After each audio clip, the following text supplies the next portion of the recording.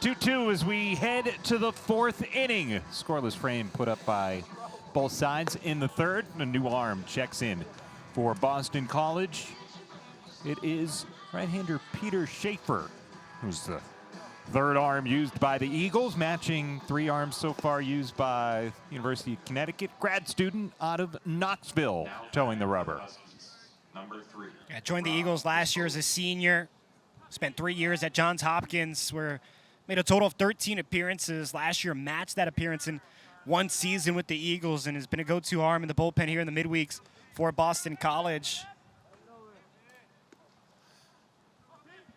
He works out of the stretch and delivers. A little outside for a ball. It is something we've talked about vaguely here, but maybe not addressed directly, with Boston College having played in the Beanpot Championship game last night. Their available pitchers are going to look just a little different than UConn, which has its full complement of pitchers.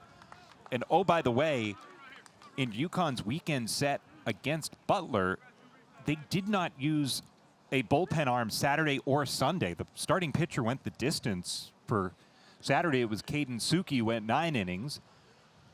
And then it was Charlie West, or rather Oliver Pudvar on Sunday, who went the distance in what was a run rule game against Butler. It goes back to your point, just trying to find those arms in the bullpen for UConn where they can get some more depth, especially going into conference play this weekend and into the conference tournament at the end of the year where they have their sights set. That just misses. 4-pitch walk out of the bullpen as Rob Rispoli. He walks to begin this fourth inning. Number 19, Peyton Jemison.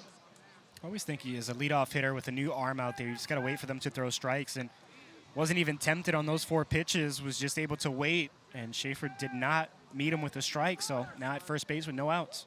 And Rispoli struck out looking in the second, now walks to begin the fourth.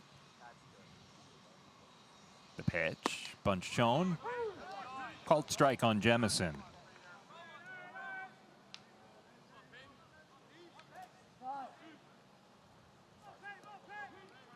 Another big hit from the bottom of the order for the Huskies with Jemison there. Showing bunt. Ball 1.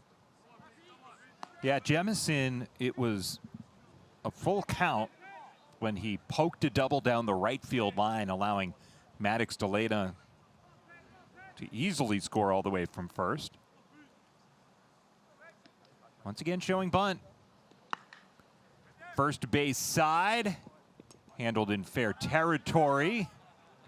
And now the back pedal. Jemison doing his best to see if Rispoli couldn't go second to third there, but that was handled really well by Nick Wang. I thought Javi Baez was out there trying to find his way on the bases again. Number 1, Chris Palomini. That was actually Danny Serwick over at first base. Yeah, I don't think I think all of baseball learned from that miscue a couple of years ago. Slider down and away. That's ball 1. But I like that from Jemison. He steps up right towards the edge of the box. You don't see a lot of players do that. They kind of keep their stance, but he puts himself right in front of that pitch. Mm-hmm.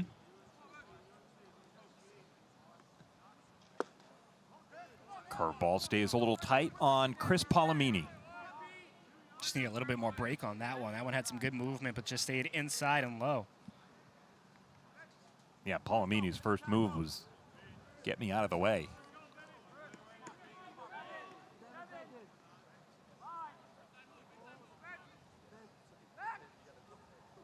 Throw back to second. Schaefer was running out of time on the pitch clock. So that was more, I think, out of necessity rather than any real need to try and keep Rob Rispoli close. That's been the go-to, right? Just try to pick somebody off when you're running out of time and you know it, instead of try to deliver a pitch. Hard on the ground, left side, spectacular by Gallo. The throw across his dugout. Incredible on both ends by the Eagles defense. Gallo making a case for SportsCenter top plays with that diving play at third, and then an excellent throw over to first base. And you mentioned it, Danny Serwick now getting some field time here at first. A beautiful scoop to keep that out at first. It brings up Cam Riggy. Hard on the ground, that's tucked in past first base. Rispoli touches third and comes home. Riggy on his horse, hits second. The throw just coming to the infield now. It's a triple for Cam Riggy. And UConn back in front. Just excellent piece of hitting for Cam Riggy there. Taking the pitch, he came in second in the Big East in triples, now adds to his total.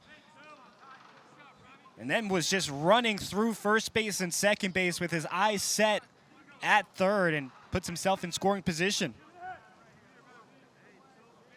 Huskies led 1-0. The Eagles quickly struck for a pair in the bottom of the first.